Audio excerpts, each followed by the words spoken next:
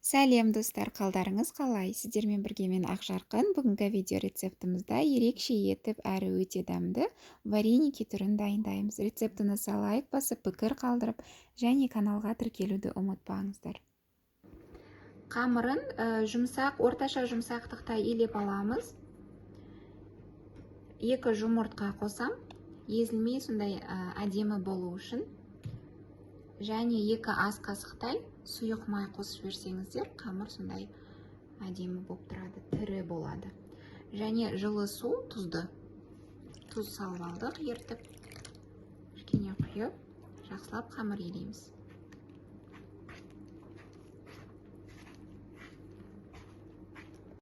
Қамырын илеп алдым. Өзіңіздің отбасыңызға қарай ұнды аласыздар. Мен көз мөлшермен алдым.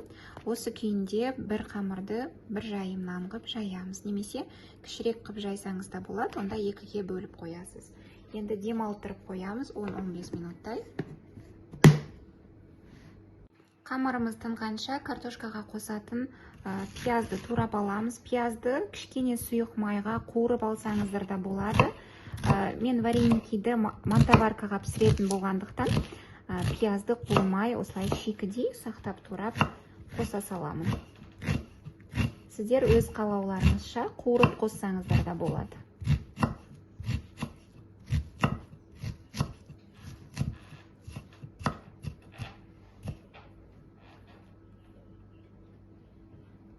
Картошканы алдын ала пісіріп алдық. Қазір ыстықтай осылай езіп аламыз. Картоптың суын кішкене қалдырып қоясыздар картоппен бірге. Әйтпесе қазір барлығын езіп алғаннан кейін құрғап қалады.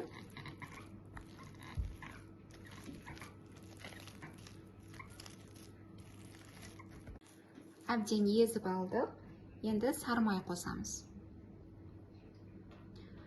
Сармай қосамыз. Картопты асқан кезде суына тұз қосып жібердім. Сонда да қазір тағы кішкене тұз қосамын. Және қара бұрыш қосасыздар, сонда дәмді болады. Осы кезде пиязды да бірге қосып араластырып жібереміз. Пиязды қуырып қоссаңыздар да болады майға. Мен шикідей қостым, өйткені вареникиді буға пісіреміз. Жақсылап араластырамыз.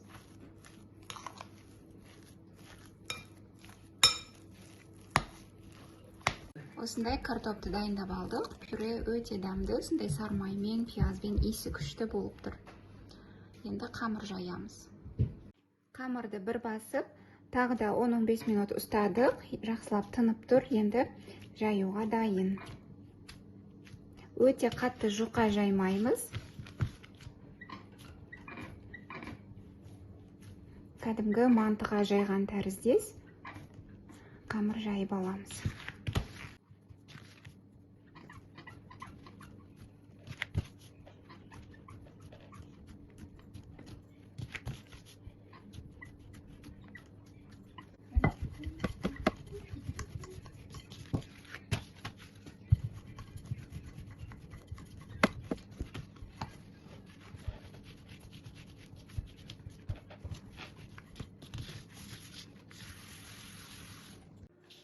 Қамырды осылай жайып алдық, қатты жұқа қылмадық, кішкене қалыңдау қылсаңыздар өте дәмді болады. Вареникиді мен дөңгелектеп кесіп аламын, қамырларын осылай стаканның көмегімен. Немесе сіздер ерінсеңіздер кішкентай 4 бұрышты қылып, кәдімгі мантыға кесіп аласыздар ғой қамырды. Солай дайындап алсаңыздар да болады. Мантыдан кішкене кішірек 4 бұрышты жасайсыздар ол кезде. Мен осылай стаканмен біркелкі етіп дөңгелек қамырларымды дайындап аламын. Осылай әдемі дөңгелек біркелкі қамырларды стаканмен кесіп алдық. Қалған қамырдың құйқымдарын жинап, демалтырып қоямыз, біріктіріп. Сосын бұл қамырдан да вареники шығарамыз, қайтадан жайып.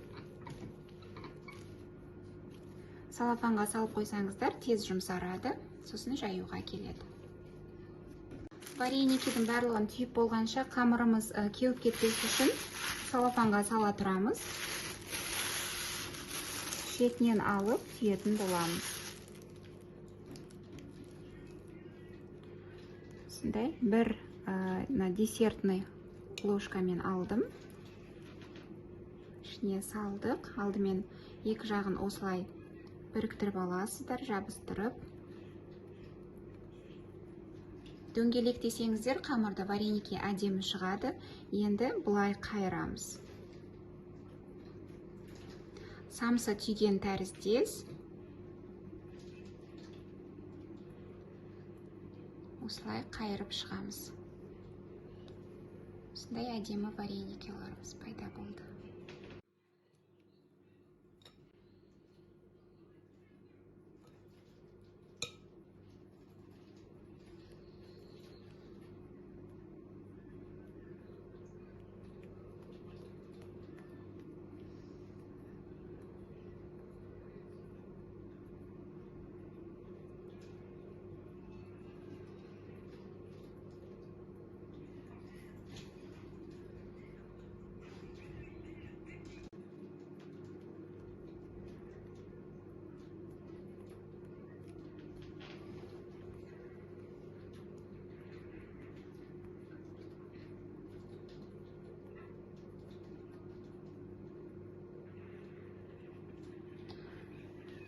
Мантоваркаға май жағып, осылай тізіп шығамыз.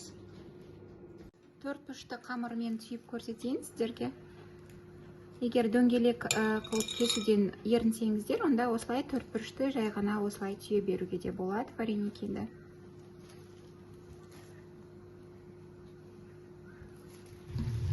Осындай.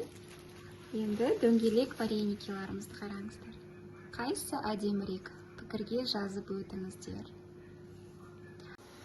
Мантоваркамызға суымызды қайнатып қойдық. Кастрөлімізге осылай көп су құйсаңыздар, тез піседі. Арасында бұл картопы піскендіктен вареникиларымыз 20 минутта пісіп шығады. Қамыры піссе болды бізге.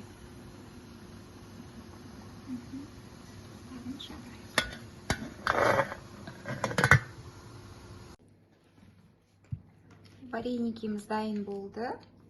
Осы күйінде суға пісіріп алсаңыздар да болады. Қыздар, егер мантоваркамен жұмысы көп деп жатсаңыздар, суға да пісіруге болады.